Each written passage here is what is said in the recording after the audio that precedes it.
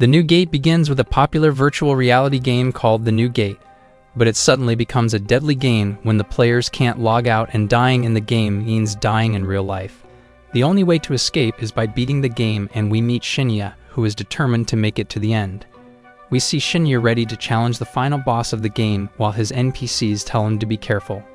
He starts fighting with the boss, and he manages to cut off its wing, but it regenerates, so he decides to attack faster.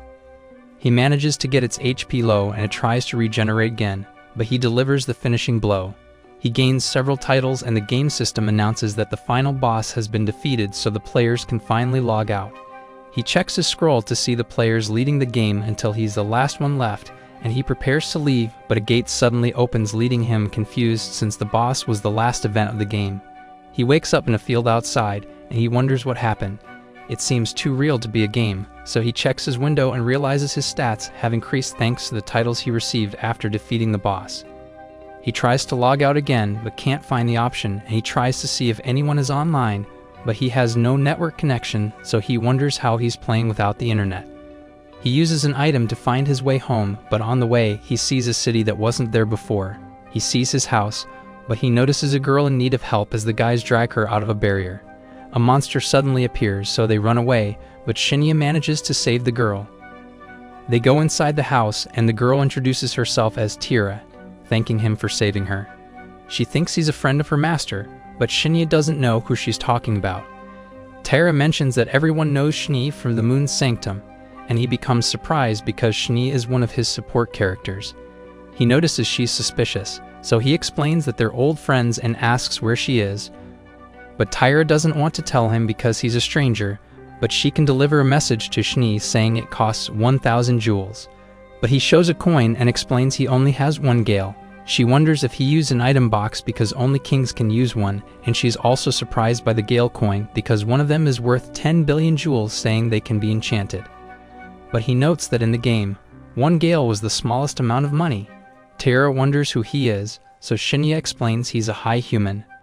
But he discovers that only 6 high humans existed in the world, and they disappeared 500 years ago during the dusk of prosperity. Shinya is confused, and she wonders how he doesn't know about the historical event where many people disappeared. He thinks she's talking about the mass logout and realizes that thousands of people logging out at the same time became a major incident, realizing he's been sent 500 years into the future of the game. He thanks her for teaching him this and offers a gale as a token of gratitude, and she's happy to have one. Shinya thinks it will be useful to her since elves are good at magic, but she wonders how he knows she's an elf because Shinya put an illusion spell on her. Shinya wonders why she do that, so she reveals that elves with black hair are a bad omen. She was expelled from her village for always being attacked by monsters. So Shni changed her appearance and brought her to the shop where she can stay safe thanks to the barrier, and she has been living like this for the last 100 years. Shinya realizes why the boar appeared, and she mentions her hair was silver before. He decides to analyze her and discovers she has a curse that manifests randomly. He knows how to undo it, and he uses purification on her, but he's disappointed that only part of her hair returned to normal. But she can't believe it and gets emotional. They try to leave the barrier, but they aren't attacked, so she cries tears of joy. Back at the Moon's Sanctum, Tara explains that Shni will take a while to return, so he decides to visit the city to learn more about this world. She has something to help him enter the city, and shows a letter of recommendation, saying he can use it to pass through the town's checkpoint. He thinks it's too much, but she wanted to thank him even more. She promises to let him know when Shni returns, so Shinya thanks her before leaving. He enters the city of Berry, and the guard explains that the letter of recommendation is a big deal because it works in other kingdoms, and he can even get an audience with the king. The guard takes Shinya to the Adventurers Guild, where he tries to register as an adventurer, but the receptionist explains that registrations happen on the first floor. So he goes to the first floor and thinks the receptionist looks a lot like the last one, so she explains that the last one is her twin sister Celica, and she's Silica. He waits for his adventurer card, and Celica appears with something to eat, so he starts eating. But she keeps staring at him, so he wonders what happened. She wants to verify his letter of recommendation, and Shinya finds out that the guild master is right behind him. They decide to talk, and the man introduces himself as Barlux. He places another letter of recommendation next to Shinya's, and Barlux sees that they resonate, so he knows it's genuine. He explains that letters of recommendation are valuable as they're the most reliable form of identification and grant access to many places, so many people try to steal them. It would be a disaster if it fell into the wrong hands, so he asks him to destroy it if he can't protect it. But Shinya assures him that he'll be fine, and he can't do that after Terra trusts him with it. Barlux is glad to hear this and thinks they will get along well since they're both men recognized by the Sanctum. The next day he goes to get his adventurer card, and Celica sees that he's wearing new clothes while he thinks his other outfit was too flashy for a low-class adventurer. She gives him the guild card and explains that there are 9 ranks starting from Chi, and he can go up to S rank by completing missions, but he can only accept jobs 2 ranks higher than his. Shinya takes on an herb collecting mission and says goodbye to her, while Celica thinks about how he seems different from the others. We see Shinya frustrated in the forest because he has been searching for hours and remembers that in the game, this mission was for beginners. He suddenly notices an enemy on the radar, so he goes to see and discovers that it's a skull-faced jack with a level of 359. He finds a broken carriage and can't ignore it, so he decides to attack it. He wonders why an undead is holding a light sword and thinks it's a unique monster. He attacks it again, but it doesn't seem effective and his sword is already damaged, so he has no other choice and unlocks his limit. He charges again, but this time, he eliminates the monster with 1 strike. The sword flies away and he regrets it because he wanted it. The monster drops a gemstone, so he decides to accept it as the sword lands in the castle and the guards are confused about what happened. They wonder what to do, so the second princess Rian asks them to call an appraiser to analyze the sword and investigate who threw it into the castle. Thinking he must be strong, Shinya walks through the city and he sees injured soldiers. The guard explains that a squad of 12 was attacked by the Skullface, but only 4 returned, and Shinya realizes that the carriage belonged to them. The guard also mentions the sword thrown into the castle, so Shinya feels guilty for the trouble. He returns to the guild, and Celica notices that the adventurers gathered to defeat the Skullface, but Shinya reveals that he already killed it and shows the gem it dropped, leaving her in disbelief. She shouts that one person is not enough to defeat a Skullface, but turns red for getting too close. Celica's co-worker Els suddenly appears, and Celica tells her that Shinya defeated the Skull-Faced Jack. But he explains that he has no proof because the equipment from the Skull-Face isn't much, so he didn't bring it with him, and Els finds it strange, since even rank B equipment can be worth a small fortune. She asks Celica to analyze the gemstone since it should contain the Skull-Face's mana. Shinya wonders about the frequency of skull faces, and Els explains that many people lose their lives in the northern forests due to the monsters. So the ranks of the dead can merge with mana, creating the perfect environment for undead creation. But the forest doesn't have much mana, so there shouldn't be a powerful undead. Shinya realizes it was an exception and reveals that its level was 359, which shocks both of them. Celica runs to analyze the stone, and Els explains that if this is true, he's stronger than a rank A group. But he asks her to keep it a secret since he doesn't want to draw attention. He goes to the restaurant, and while he waits, Celica explains that someone will share the table with him since they're full. A man suddenly appears with a legendary spear called Venom, and sits next to him. He introduces himself as Avis and assumes Shinya is a new adventurer, but notices he's above average. Shinya explains that it's his 3rd day and he doesn't know much because he's from the countryside. Adis realizes that's why he isn't afraid of him and mentions that they call him a vampire because he hunts many undead. Shinya wonders that it's because he's pale, which makes everyone nervous, but Avis laughs and reveals that the real reason is his spear because it can drain life. Celica brings the food so they enjoy their meal together. He later goes to the library to research the decline of glory 500 years ago, but there aren't many records about it. Meanwhile, Barlux is in a meeting to talk about the Skullface. They wonder who would defeat a jack and not collect its armor, while Owls explains that he didn't find it impressive. The old man thinks those with letters of recommendation are strange, and they mention that on the day the Skullface was defeated, the sword was thrown into the castle, so they wonder if the events are related. Barlux wonders what the sword looked like, so the knight Aldi reveals that the blade was 2 meters long, made of magical steel, and enchanted with the element of light, so it's as powerful as the national treasure. Barlux is surprised it's a legendary grave weapon, and Aldi thinks he can't ignore someone who defeated a monster with that sword. Shinya eats a skewer in the square and notices a girl staring at him, so he offers her food and notices she doesn't look like a beggar. The girl is a tiger type, and she introduces herself as Millie. thanking him for the food. Avis suddenly appears, and he explains that Millie is an orphan from the church, so he always has to get her when she runs away. He decides to go home, but Millie goes up to Shinya and whispers in his ear before leaving. At night, Shinya wonders why Millie asked him to rescue a fox in the forest. He thinks it might be a good pastime until Schnee returns, but realizes he forgot to leave his message for Tira. So he goes to the Moon's Sanctum and asks Tara to show Schnee's sword when she sees her. He mentions that it can only be used by him and Schnee or someone designated by them. She realizes it's a powerful ancient weapon and she's actually scared of it. Shinya thinks it must be because of its materials and mentions the monsters he defeated to create it. But Tyra wonders why he keeps talking about legendary monsters. He asks her to keep it safe anyway and gives her letters to keep in touch, explaining that they will be able to reach him no matter where he is, because she just has to write the person's name and say send. But Tyra wonders why he doesn't send it directly to Schnee, so he explains that he tried, but kept failing. He tries using it with her, and she receives the letter, so it's working, and Shinya figures it's because he hasn't met Schnee in this new world yet. Tyra asks for more letters because she wants to be a mage and study the item. He thinks it's okay, so he gives her more before leaving. He goes to the northern forest to look for the fox and keeps walking until he finds a shrine. He continues but suddenly feels something. He finds a small fox inside the building and notices that it has a poison effect and is also cursed. He quickly cures it, but this revives an army of the undead, so he summons his spear and starts eliminating the skeletons. He kills all of them, but the statues begin to break and 2 demons come out of them. He has never seen these monsters before and they're level 674. They attack him, but he dodges and uses a skill called Shadow Binding, but they release a curtain to escape. He can't see anything, but the wolves keep attacking him.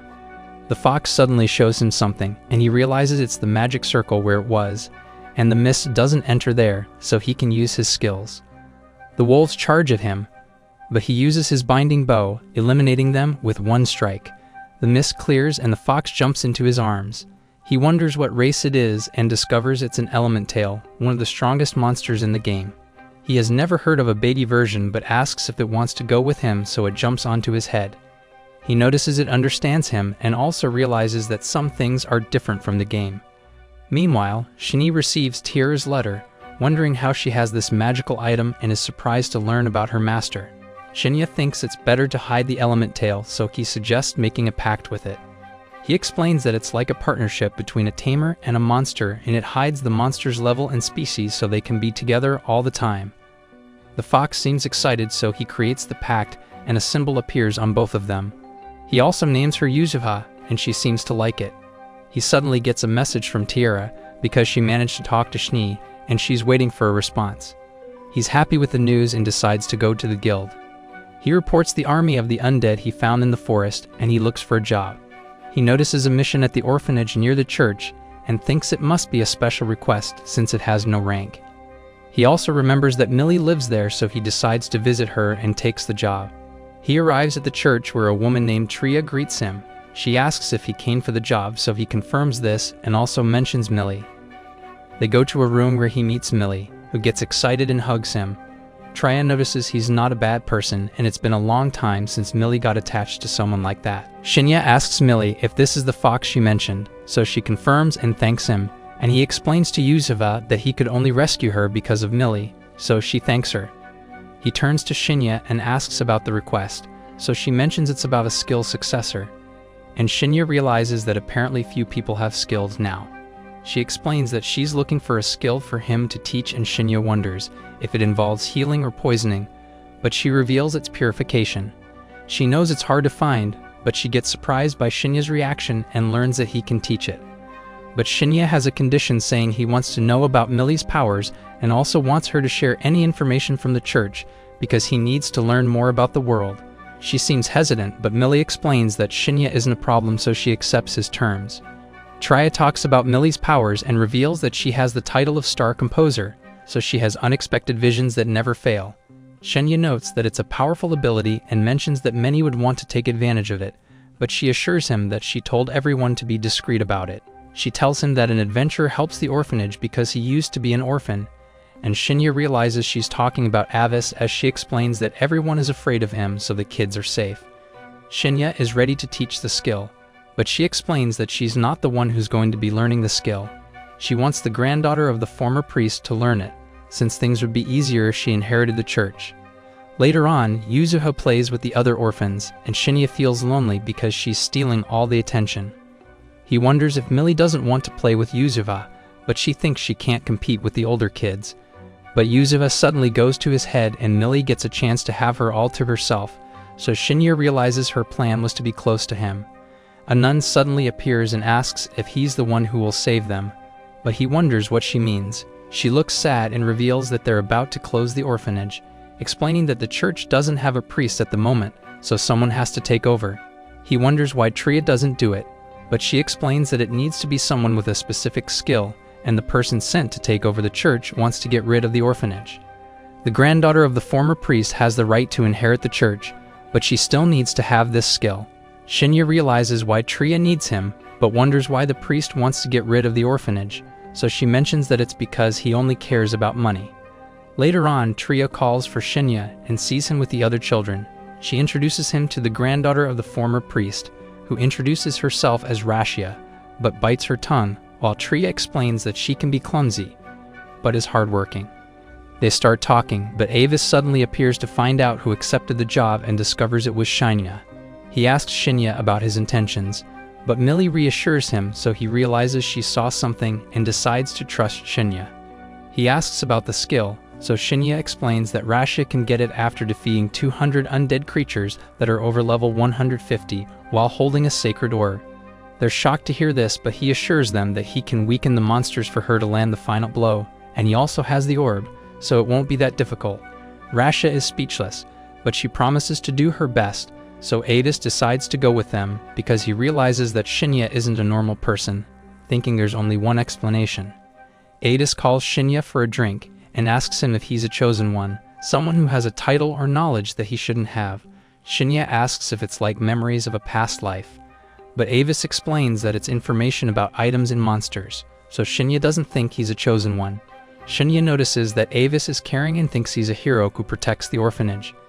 Avis pretends it's because he gets annoyed by the kids crying, so Shinya smiles at how bad a liar he is. He sees a message from Tiara, mentioning that Shni said she'd come back soon, and Tiara is surprised by how much she asked about him. He suddenly gets another notification, so he checks it and his letter of recommendation appears. Avis is surprised to see it and reveals that he has one too, so Shinya can't believe it, realizing that they have something in common.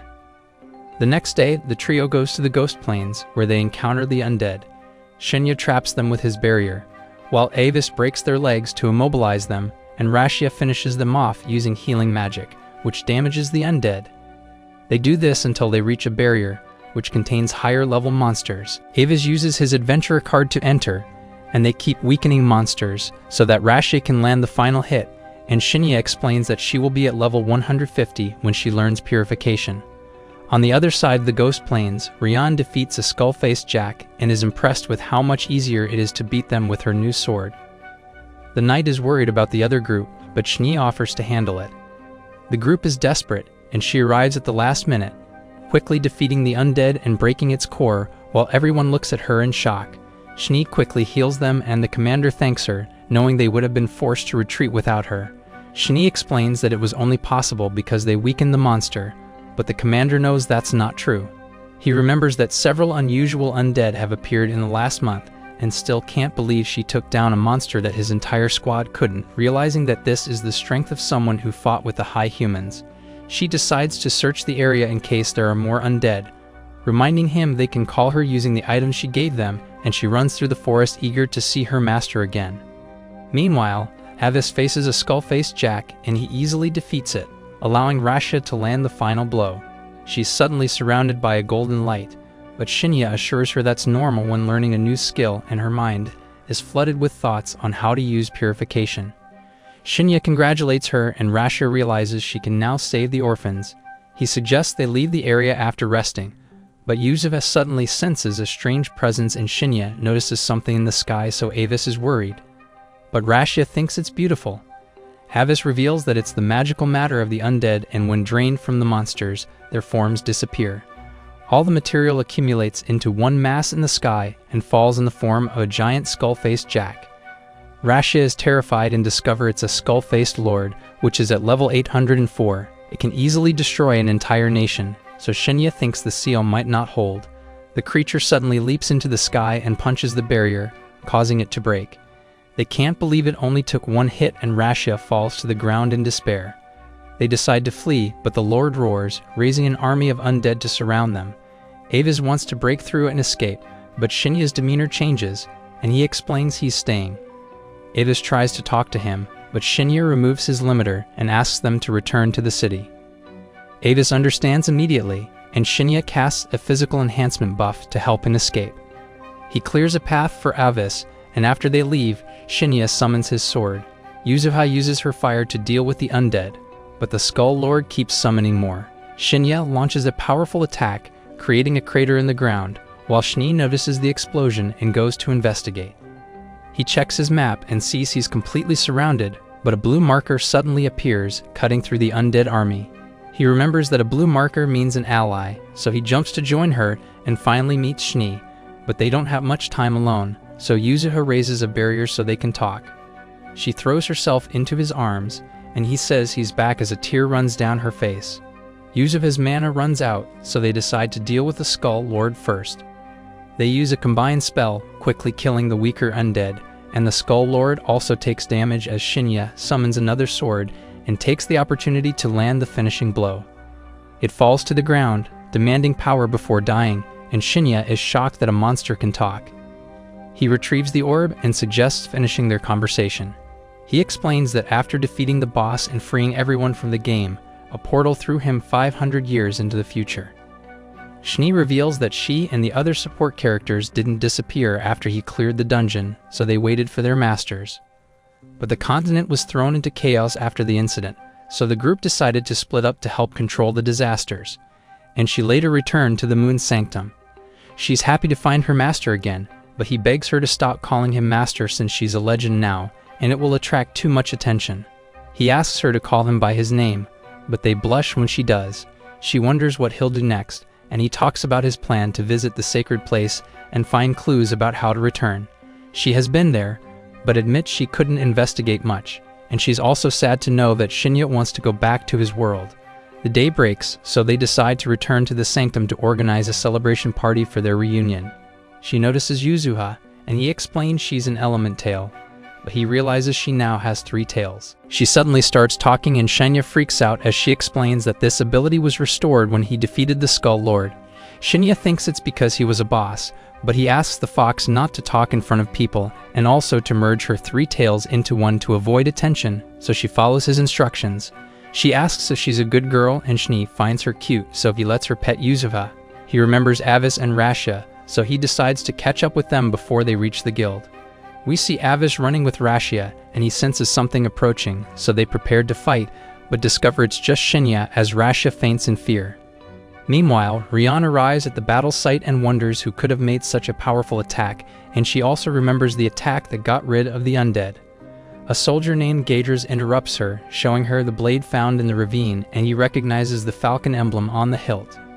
He demonstrates the blade's power, telling her it's almost broken, but it still holds immense power. He thinks that the only one capable of forging swords of this caliber is the Ebon blacksmith, the most skilled artisan among the high humans.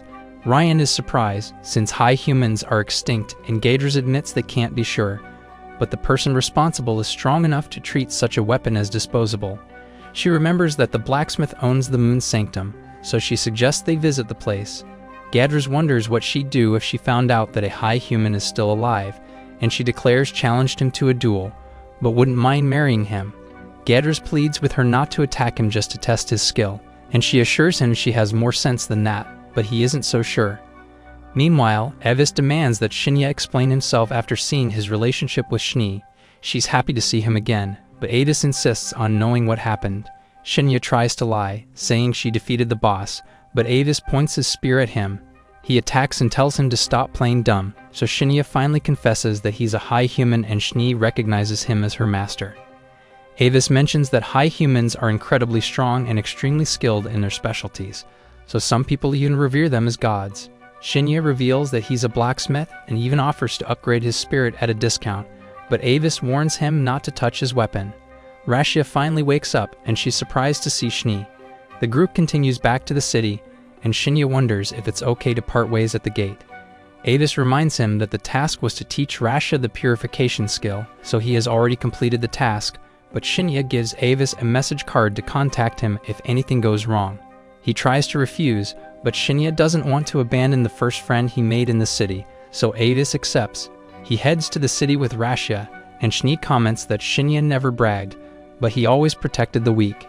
He suggests going to the Moon Sanctum, and we see her happy to be with him. They arrive at the Sanctum, and Taira runs to tell Shni about Shinya, but realizes they came together. She asks if he's staying for dinner, and Shni says it's obvious, revealing that he's the owner of the Moon Sanctum. She freaks out, admitting she didn't take him seriously when he introduced himself as a high human, but now she has to believe it.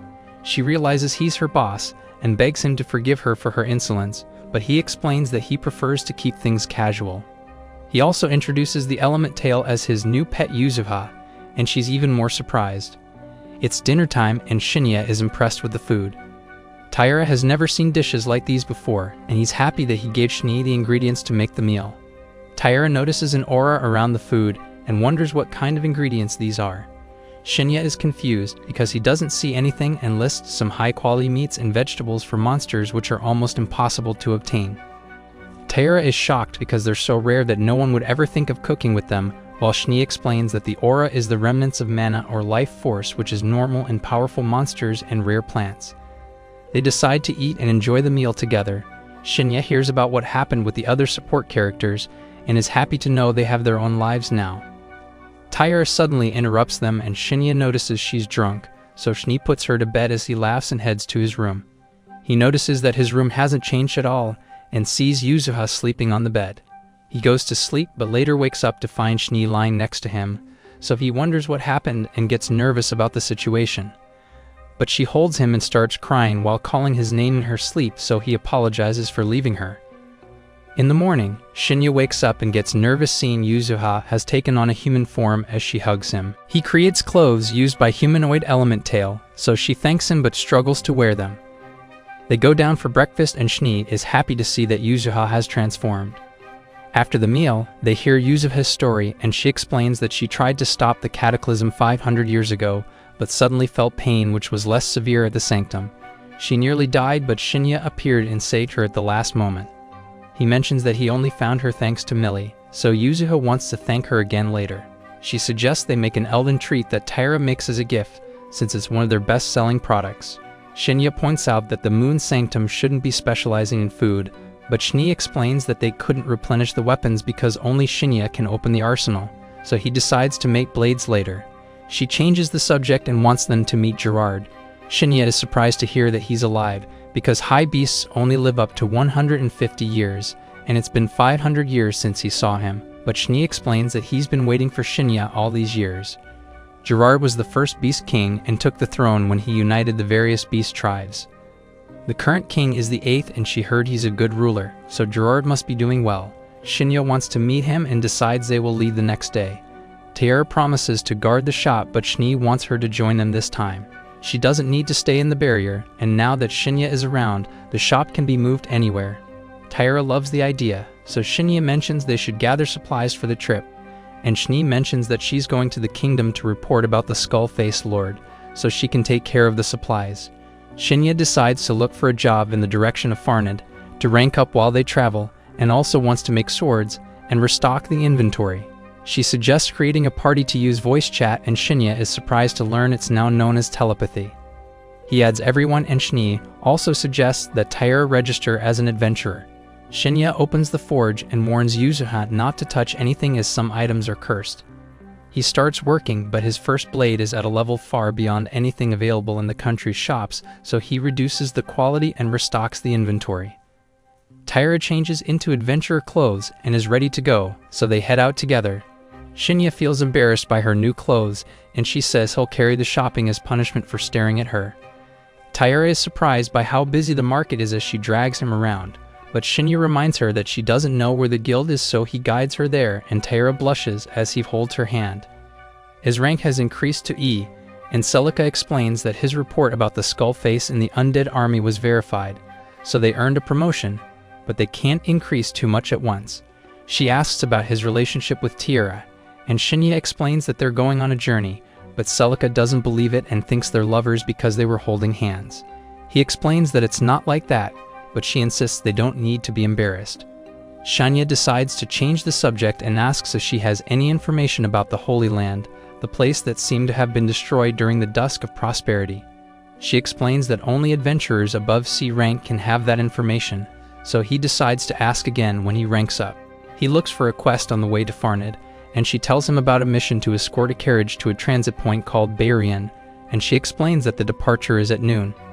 They leave the guild, and Tyra thinks they still have plenty of time together, so Shinya suggests walking around the city and visiting the church, which excites Tiara, and they enjoy each other's company while browsing the shops. They go to the church and Shinya greets Rashia. Tiara introduces herself and Rashia is amazed to learn that she's from the Moon Sanctum. She asks how she became Shni's disciple, and we learn that Rashia is completely obsessed with Shni. They go inside and Millie hugs Yuzuha and Shinya. Rashia tells him she has been appointed the next priest of the temple, and Tria mentions that they're grateful to him. Shinya asks about Avis, so they explain that he went to check on the priest who almost took the church, and they want to understand his intentions. Shinya thinks it makes sense, and he asks them to give him a bracelet. He also made a necklace for Millie, so they thank him for his generosity. They say goodbye and get Tiara's guild card, and Celica hands it to her. Shinya thinks it's time to take the Moon Sanctum, and Tiara admits it's strange to take a house along, but Shinya thinks it's natural for him. They go to an alley, and Shinya shows her a crystal with a teleportation spell linked to it, which allows them to return to a registered location, but it's disposable. She reveals the teleportation is a lost magic, but Shinya assures her he can make as many as he wants if he has the necessary ingredients, reminding her that he's a legendary high human. They use the crystal, and Tiara is impressed by the teleportation. Shinya decides it's time to go, so he uses a command to store the Moon's Sanctum, and he shows her a necklace, revealing that it's the portable mode of the Sanctum. Tiara thinks it's amazing, and Shinya decides to head to the quest location. They reach the carriage, and an adventurer named Gain greets them. Another adventurer named Tsubaki appears, and since they also took the quest, they will be working together. The dwarf merchant Nak tells them he's counting on them to get to Barian, so they set off on their way. In the castle, the king meets with his officials, and learns that the Moon Sanctum has disappeared.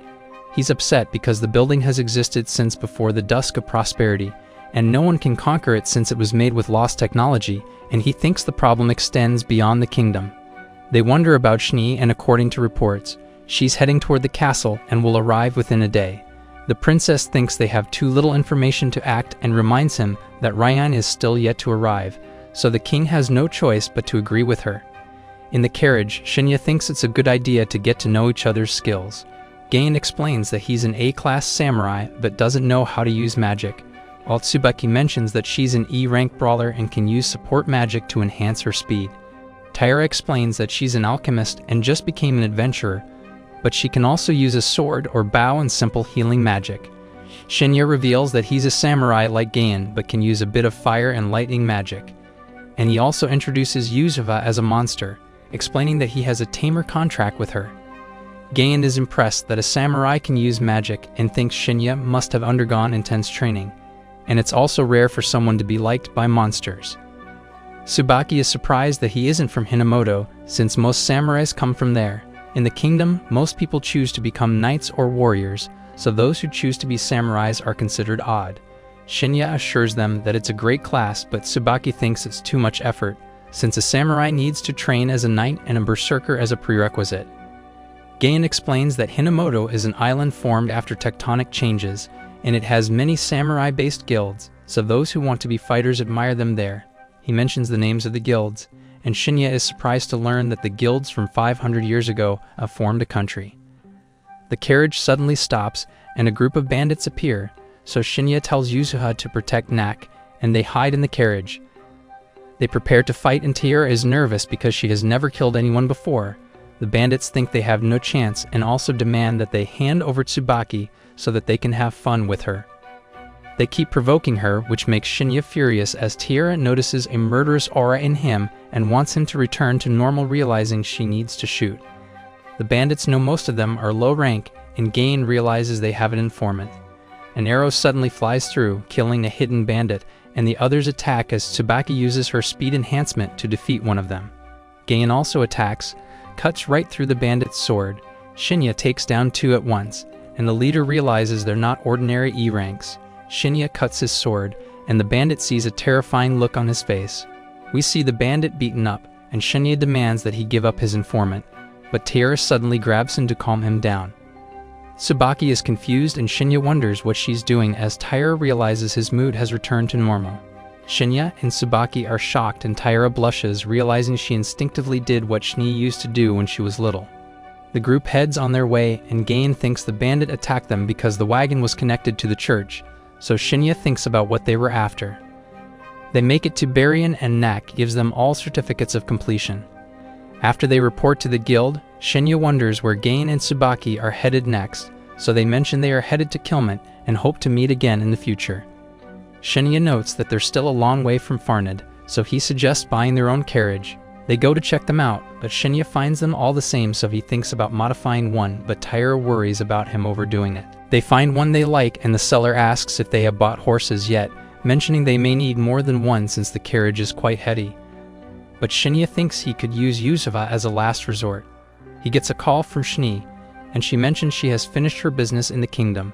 She offers to catch a monster to pull the carriage and says she will arrive after a day.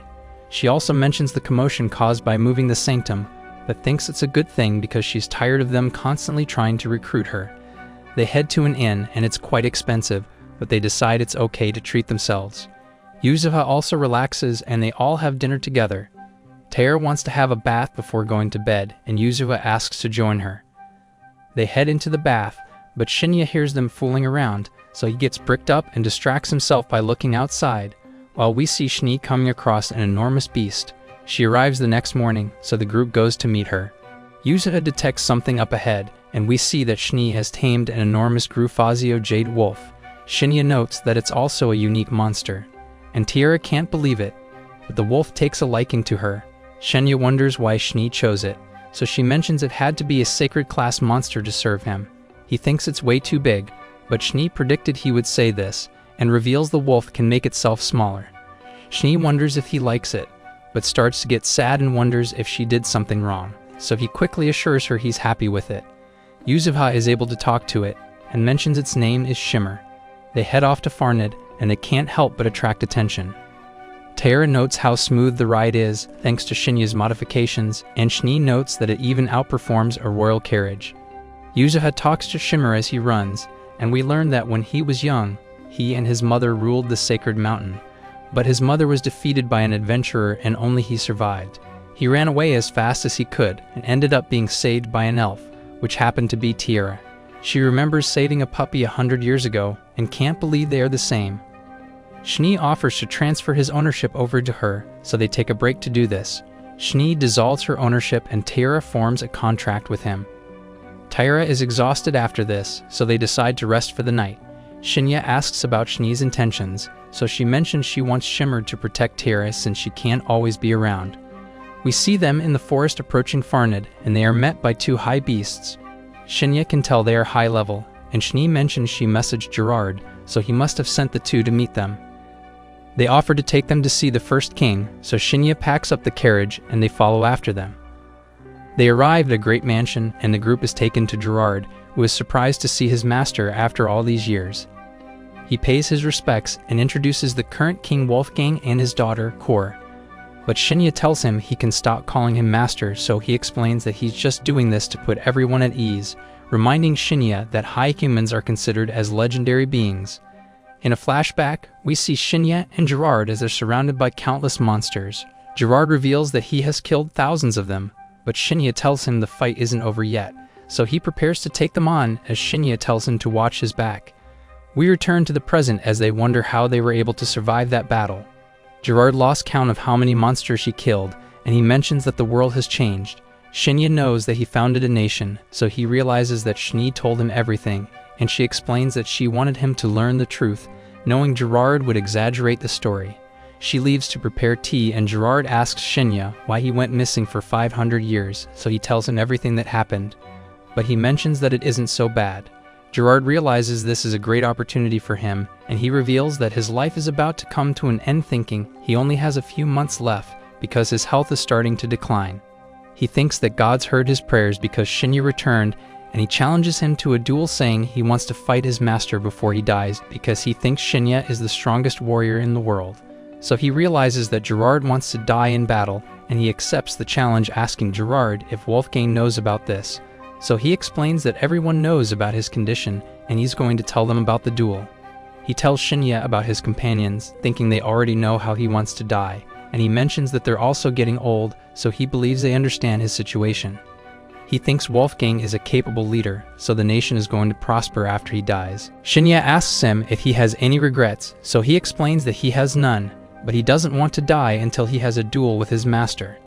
That evening, Gerard tells his companions that he has found the place where he wants to die, and he tells them about the duel, saying it will take place after a week.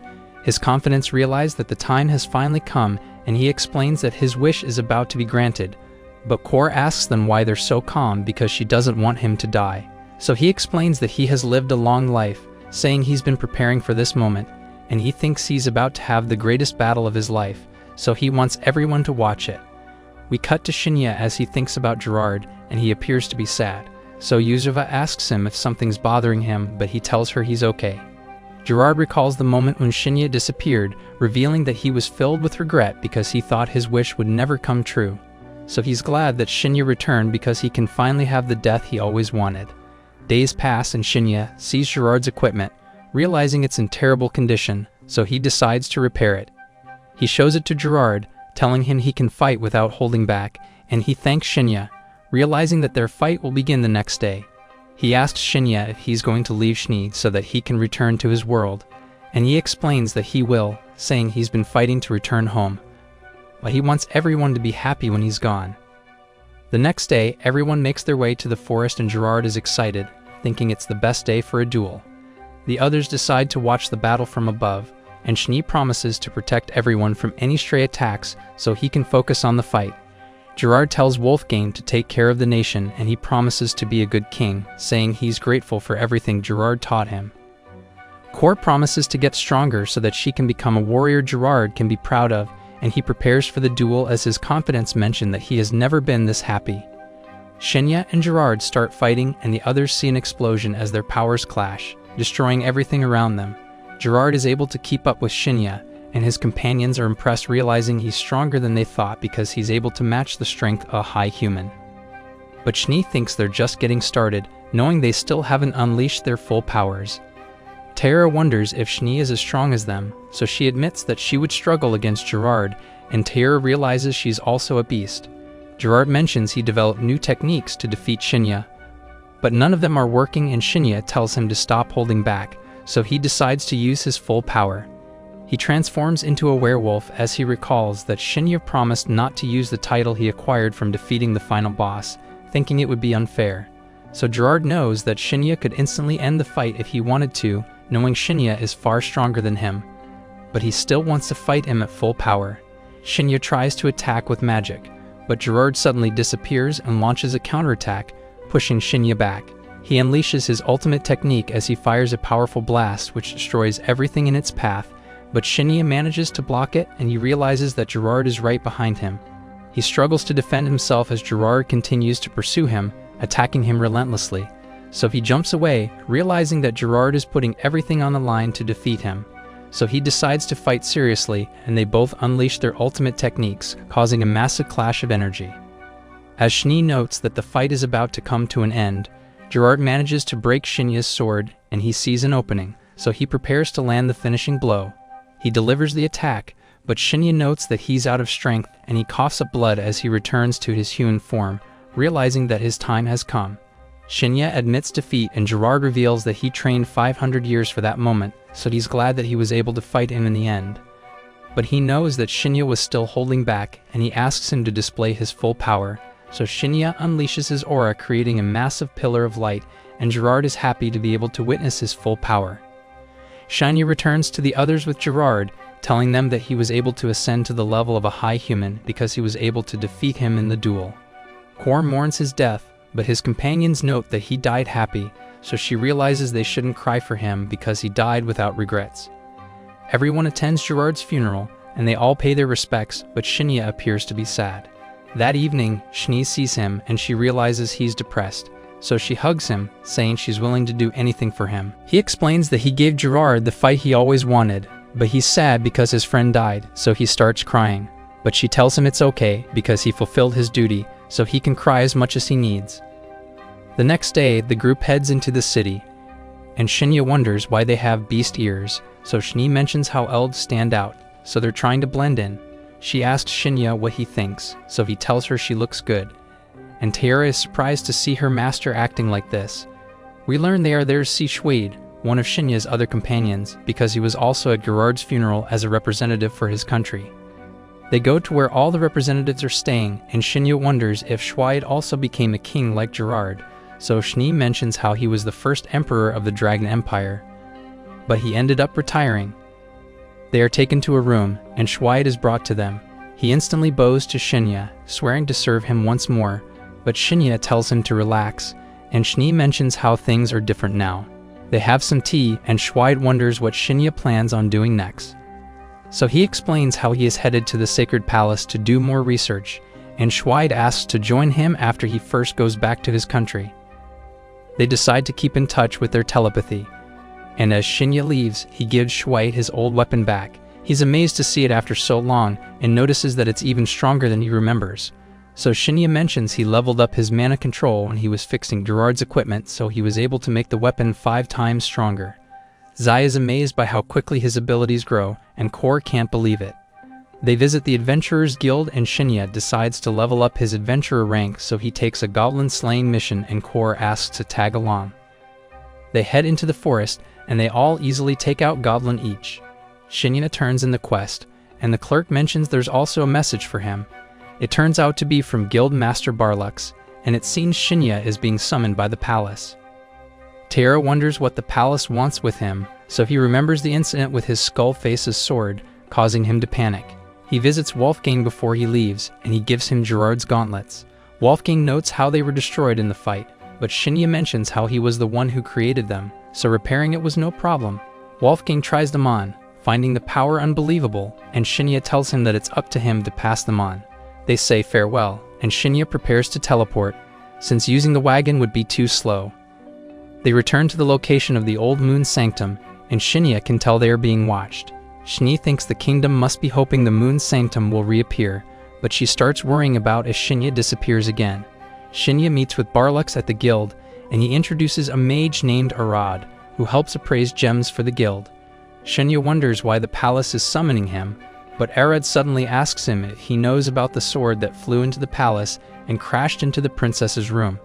Shinya is shocked learning this, and Arad notes how the sword is comparable to a royal treasure. He also mentions the gem Shinya left behind from the skull face, saying the mana matched the sword, so they figured out Shinya was behind the incident.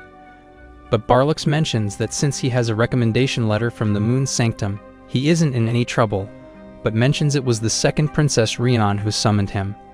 At night, Shinya explains the situation to the others, and Schnee thinks that the kingdom must be trying to recruit him or marry him off to a noble. He wonders what he should do, so Schnee suggests pretending that he's engaged to her, or even engaged to Tira, and Yuzuha also wants to be his fiancé, but he panics hearing this since she's way too young. The next day, Shinya visits the castle, and he's escorted by Gadras. We see Gadras is at level 188, and Shinya wonders if he is the strongest knight in the kingdom. Shinya is taken to the princess's room, and he meets with Ryan. He wonders why she summoned him, so she reveals the sword from the skull face. She imagines that the skull face must have been strong, so Shinya plays along and mentions that he even broke his weapon when he fought it. Ryan suddenly calls him different, mentioning how when other adventurers distinguish themselves, they are summoned, but some have used it as an opportunity for assassinations. However, she thinks Shinya is safe, but he mentions she has no proof about this, so she explains she has the intuition skill. She decides to get to the point of why she summoned him, and Shinya thinks she's really about to ask him to marry her, but she suddenly just asks to fight him. Gadras is against this, reminding her she's a princess, so she shouldn't ask Shinya to fight her, but she explains that she needs to do it because she wants to confirm his abilities. She leads him to the teleportation room, and they're transported to the training ground, which was built for battle between the Chosen Ones. She explains that nobody knows who set the teleportation points, saying it's been there for hundreds of years, and Shinya thinks this makes sense, because teleportation is considered as lost magic. She tells him to grab a weapon, and he decides to use a sword, but she takes a two-handed weapon and she starts swinging it with one hand. Gadrus begins the fight and their weapons clash, but Rian suddenly tries to kick Shinya, and he manages to evade. He realizes she's a skilled fighter, and he adjusts his stats so that he can fight her on even terms. He charges in, trying to overpower her, as he mentions that he's confident in his physical strength. But she tells him to use his skills, so he prepares to use one of his abilities, but she's able to copy it as Gadrus notes that they're evenly matched. Shinya tries to strike her down, but she suddenly attacks, shattering the ground, and he can't believe how powerful she is. She's surprised that he was able to dodge it, and he notes that he would have died if it hit him, but she realizes he's a competent fighter. He suggests ending the fight because her sword has reached its limit, and Gadrus tells her she has achieved her goal, so she decides to end the duel. Rian asks Shinya to join her, saying the kingdom needs him, but he refuses because he prefers to live the life of an adventurer, and she respects his decision. He asks her why she has the skull-faced sword, so she explains that it crashed into her room, and she tells him about the custom where a man offers his sword to marry a woman. She considers it as a gift from him, but he explains that it reached her by accident, saying he never wanted to propose to her. Gadrus warns him that there are people planning to use the incident so that they will have an excuse to arrest him as a criminal and force him to serve the kingdom. But Rian suggests treating it as tribute so that they will stop bothering him, and she wants to keep it, telling him she's willing to pay for it because she knows it's worth a fortune. But he tells her he doesn't need money, and he asks her if he can access the magical library instead, saying information is more valuable to him. So she accepts the deal, saying she always wanted to use the sword. They return to the teleportation room, but they realize the guards have been knocked out, and they see the priest named Girl realizing he's being controlled. So Gadrus tries to stop him, but Rian and Shinya suddenly disappear, and we see them in the ruins of a city. Rian recognizes it as a holy land, and she wonders why Geralt lost his mind. They decide to head back to the palace, but she reveals that she can't use telepathy because she doesn't have a party. So Shinya decides to contact Shni. He tells her about the situation, saying someone was controlling Geralt, and she knows that mind control skills are considered taboo, so they realize they're dealing with a troublemaker. He mentions that he doesn't want to use teleportation magic because he doesn't want to attract attention, so he tells Shni to take care of everything, and meet him in a nearby city called Valmer. Shni tells Tira she has an urgent business, and she asks her to join, saying they need to go to the palace. Along the way, Shni reveals that a demon is involved in the incident, and Tira knows that demons are monsters born from miasma. Shni reveals that they have the power to disguise themselves as other monsters, and they're ranked according to their capabilities, with the humanoid demons at the top of the rankings. She knows that it's difficult to use mind control, so she thinks they're dealing with a Count-class demon who is at least level 300. Tira mentions that she's nowhere near that level, but Shni tells her not to worry because she doesn't need to fight it. Shni uses a concealment spell, which makes them invisible, and she jumps over the wall, saying they're going to sneak into the castle. They walk past the guards, and they head to the dungeon, as Shni explains that the demon has already been captured. She uses her magic, and the guards fall asleep as she takes a key from them, using it to open Geralt's prison cell. She tells him she knows what happened, but he explains that he doesn't remember everything, so she thinks the demon altered his memories. She's about to dispel the demon's magic, but she suddenly gets attacked, so she defends herself, and the demon named Magnamuk appears.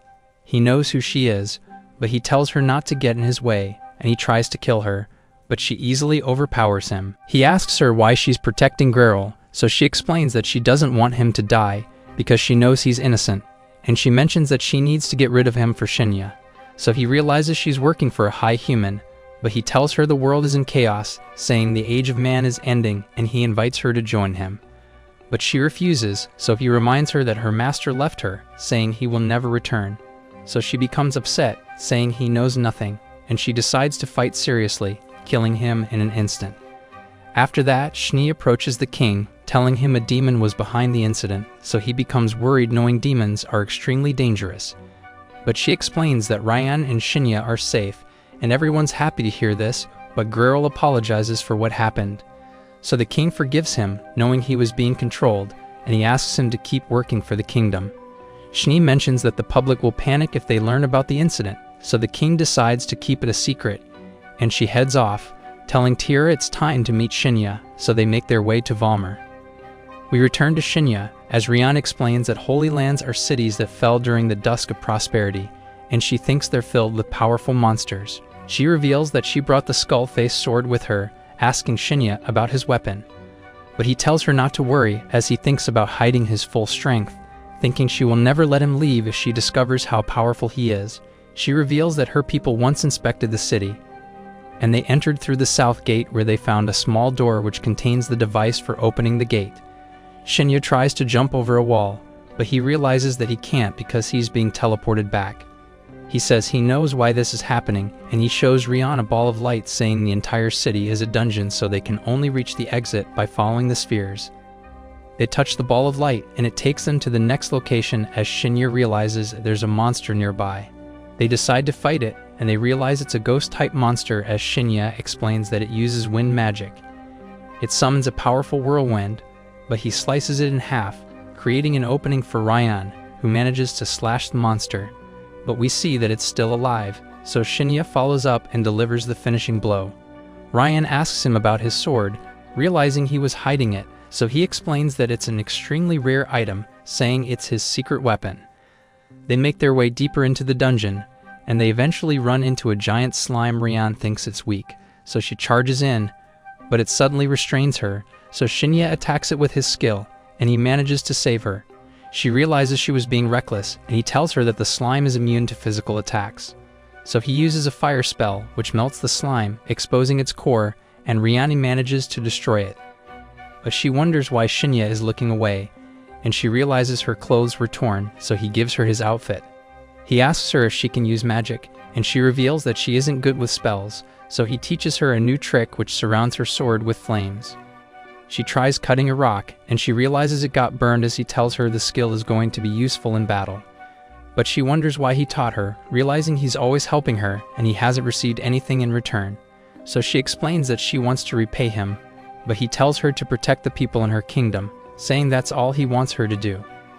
They reach the gate, but Shinya suddenly feels strange, as he mentions that he feels like he's getting sucked in. They see an enormous egg blocking the path, as Rian reveals that monsters don't usually spawn from eggs, so Shinya thinks it's different from the others. A griffin emerges from the egg, and he notes that it's made of ice, realizing it's about to attack them, so he jumps away with Rian, realizing it can freeze anything with its breath. She wonders how they can defeat it, so he tells her he's going to distract it so that she can strike from behind. She decides to go with his plan, and he throws his knives at the griffin, causing it to scream in pain. She sees her opening, so she attacks it with everything she has, and Shinya uses his flames to finish it off, burning off its head.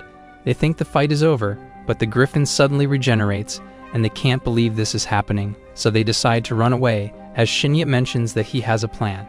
He tells her to find the device to open the gate, thinking the griffin was made using magic, so he thinks the only way to defeat it is by disabling the spell regenerating it, and he thinks they can do this by opening the gate.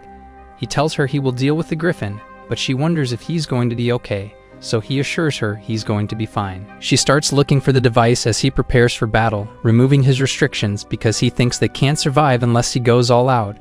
He slices off the griffin's head, but it immediately regenerates, and he decides to test his powers on it, wondering if it's going to survive. Rian eventually finds the device she's looking for, and Shinya notes that the griffin won't die no matter how many times he defeats it, so he thinks about sealing it. But he suddenly sees a white sphere and he gets the strange feeling again, so he tries to destroy it. But it doesn't work, realizing it absorbs his attacks. But his body suddenly starts glowing as the strange feeling disappears, and he charges in, attacking the griffin as he realizes that it has stopped regenerating. It tries to freeze him, but he leaps forward, and he activates his fire spell as he delivers the finishing blow, causing it to explode. He wonders what just happened, and Rian asks him about the griffin, so he explains that he was able to defeat it. They're able to escape the dungeon, and Shinya tells her they're going to Valmer where they will meet his companions. That evening, Rian and Shinya set up camp as he tells her to rest while he keeps watch, but she asks him why he has everything they need, so he tells her he's used to traveling. She suddenly tries to seduce him, but he tells her he isn't interested, so she asks him if he finds her attractive, and he realizes she's serious. But she explains that she likes talking to him because everyone's used to treating her as a princess, saying she doesn't enjoy spending time with them. He tells her she can talk to him whenever she feels lonely, but he realizes she's clinging to him as she tells him she's enjoying the moment, and he decides to keep her company.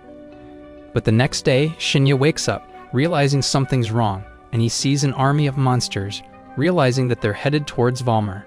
Ryan mentions that it's called the Flood, and she reveals that Valmer is used to dealing with them, but the city always suffers casualties. She explains that the Flood looks threatening, and Shinya doesn't want people to die, so he decides to protect the city. They reach Valmer, where Ryan tells Shinya to report to the Adventurers Guild, saying she will talk to the local lord because they need to gather the city's warriors to defend against the monsters. So Shinya meets the guild master Baron Lacht, and he tells him about the Flood, saying it will reach Valmer in a few days.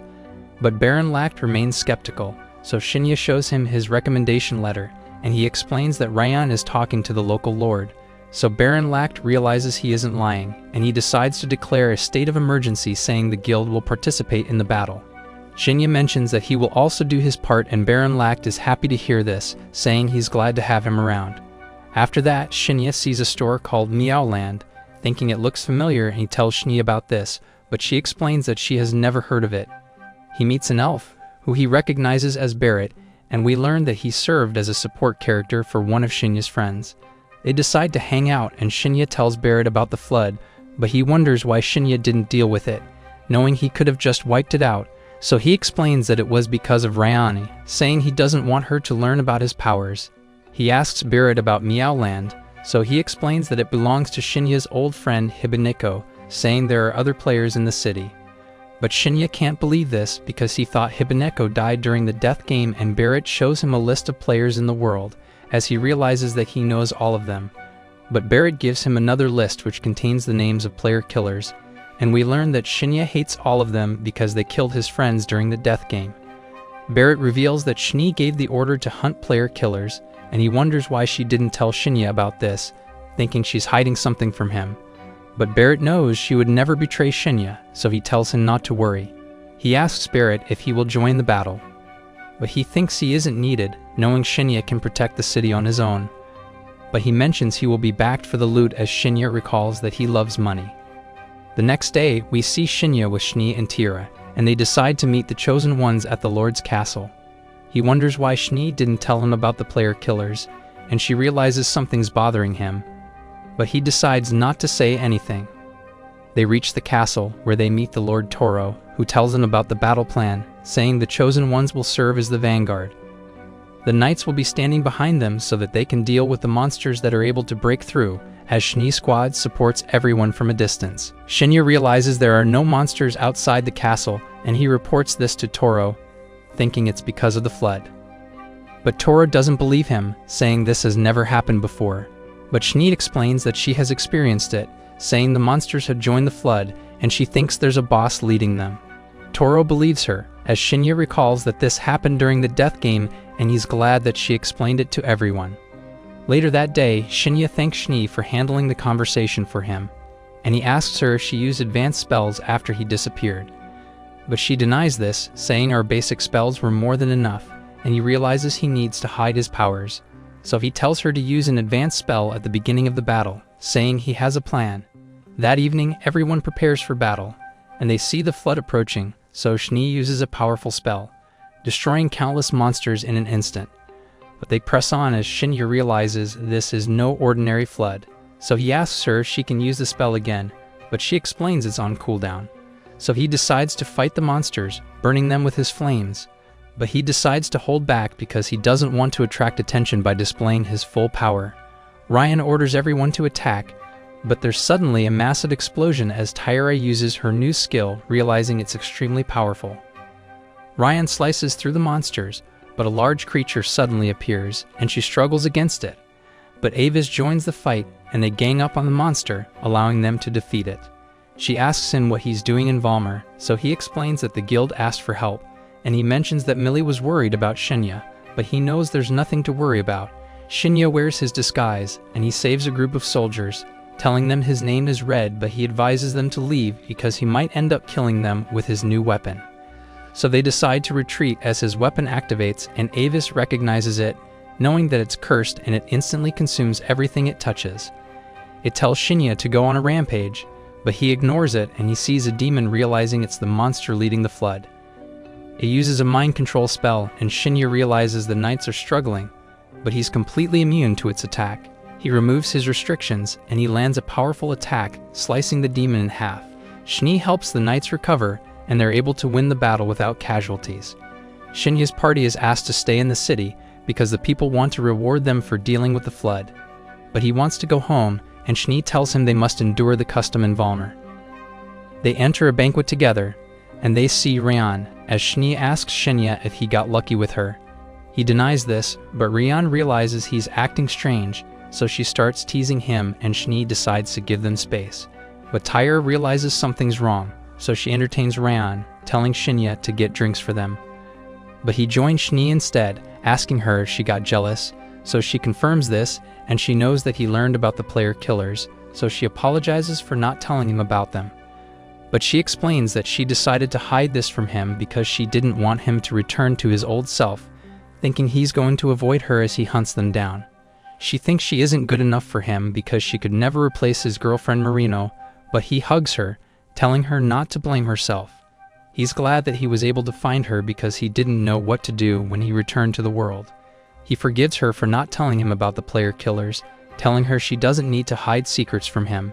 She asks him if he still loves Marino, and he confirms this, but she suddenly kisses him, saying she knows he will return to his world in the future. But she refuses to give up on him because she loves him. They return to the banquet, and they enjoy the night together, as Shinya notes that the world is still full of mysteries, and he's worried about the player killers, thinking he could be their next target. But now that he knows there are other players that are still in the game, he decides to look for them, and he continues his journey with his friends, thinking he might find the answers he's looking for.